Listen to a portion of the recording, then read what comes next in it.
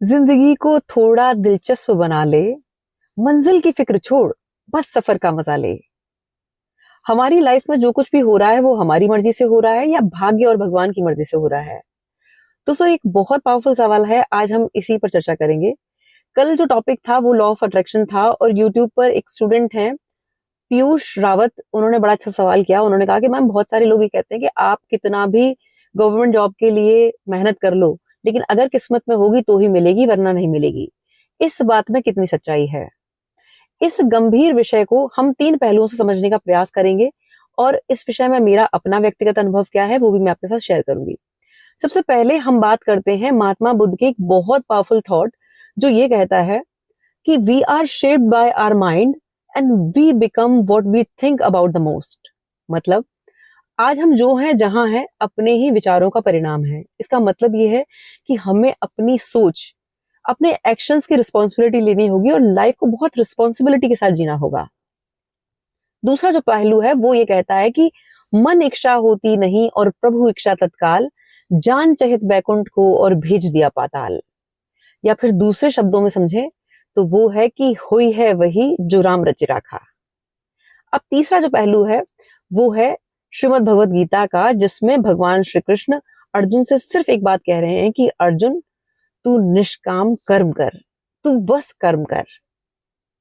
इस तीनों पहलुओं को समझते हुए मैंने एक बात समझी है कि ये जो सुंदर मानव जीवन हमें मिला है वो जिम्मेदारी के साथ जीने को मिला है।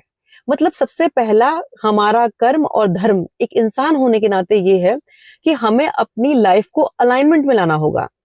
मतलब, माइंड बॉडी सोल अलाइनमेंट में होनी चाहिए। जो हम सोच रहे हैं वही हम बोलें, वही देखें और उसी तरह के हम एक्शन लें। जब हम इस तरह से एक्शन लेते हैं तब हम एक सकारात्मक दिशा में अपने जीवन को आगे जाता हुआ देख पाएंगे। तो लाइफ को हियर और नाउ, प्रेजेंट मोमेंट के साथ, अवेयरनेस के साथ और जिम्मेदारी के साथ जीना है। अब अगर हम श्रीमद् भगवत गीता की टीचिंग को समझें तो भगवान ये कह रहे हैं कि तू सिर्फ कर्म कर। तो हमें एक स्टूडेंट होने के नाते अपना फोकस 100% उस लक्ष्य पे रखना है। हमें ईमानदारी के साथ पढ़ाई करनी है और उसके रिजल्ट से अटैच नहीं होना है। मतलब ये नहीं कि हाय, अगर परिणाम नहीं मिला तो मैं तो बर्बाद हो जाऊंगा, वो नहीं सोचना है। मुझे सिर्फ एक स्टूडेंट होने के नाते 100% अपना एफर्ट्स देना है, मेहनत करनी है। जो होगा वो बेस्ट होगा, वो हरी इच्छा होगी। अब ये जो हरी इच्छा है, तो जो हरी है वो कहीं आसमान में नहीं है। हरि हमारे ही भीतर वो प्योर कॉन्शियसनेस है, जो कृष्णा कॉन्शियसनेस है, जो परम चेतना है, जो हमारे फ्यूचर को समझती है, जो हमारी प्लानिंग को लेके चल रही है। पर उस प्लानिंग से हम तब जुड़ पाते हैं जब अपनी लाइफ को रिस्पॉन्सिबिलिटी से जीते हैं। अब यहाँ हमें अब्दुल कलाम साहब के जीवन से सीखना है। उनकी डीप डिजायर थी कि वो एक एयरफोर्स पायलट बनना चाहते थे और उसके लिए उन्होंने जी तोड़ मेहनत करी। अपनी बहन के सोने के जो गहने थे वो भी गिरवी रख दिए ताकि वो पढ़ाई कर पाए, और वो कुछ नंबर्स रह गए। वो एक ऐसा पॉइंट था कि उन्हें लगा कि वो पूरी तरह से बर्बाद हो चुके हैं, मेहनत जो करनी थी वो कर ली और उन्हें कोई रिजल्ट नहीं मिला। लेकिन यहाँ सोचने वाली बात यह है कि उनका इंटेंट इतना प्योर और पावरफुल था, उनके भीतर इतनी राष्ट्रभक्ति थी कि वो जो डिवाइन इंटेलिजेंस थी, उनको एक ऑर्डिनरी एयरफोर्स पायलट नहीं बनाना चाहती थी। वो तो इस समस्त ब्रह्मांड से, लोगों से उन्हें एक मिसाइल मैन के रूप में इंट्रोड्यूस कराना चाहती थी। इसलिए उनके मन की नहीं हुई, हरी इच्छा हुई।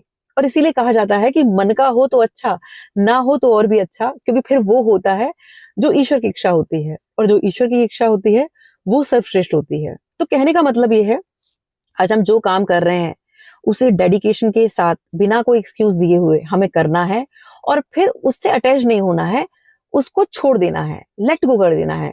और यहाँ मोस्ट इंपॉर्टेंट, ये मैं स्टूडेंट से कहना चाहूंगी, कोई भी ऐसा कंपटीशन की तैयारी ना करें, किसी भी ऐसी चीज को ना चुने जो पेरेंट्स का सपना था कि मेरे पेरेंट्स का था, वो नहीं कर पाए इसलिए मैं कर रहा हूं। नहीं, जो आपके भीतर की आवाज है उसे फॉलो करना है, क्योंकि जो भीतर की आवाज से जुड़ेगा वही अपनी उस डिवाइन कॉलिंग से जुड़ पाएगा जो नियति ने हमारे लिए निर्धारित कर रखा है। लेकिन उसके लिए हमें रिस्पॉन्सिबिलिटी के साथ जीना होगा। अंत में मैं ये कहना चाहूंगी कि चलता रहूंगा पथ पर, चलने में माहिर हो जाऊंगा, या तो मंजिल मुझे मिल जाएगी या फिर अच्छा मुसाफिर कहलाऊंगा। तो इसीलिए just live in present moment, focus on your potential, focus on your good deeds, और फिर उसके बाद जस्ट सरेंडर टू गॉड। बस भगवान को समर्पित करके अपने उस कर्म को करना है, फिर जो होगा आपके लिए सर्वश्रेष्ठ होगा। बहुत बहुत आभार, नमस्कार, जय श्री राम।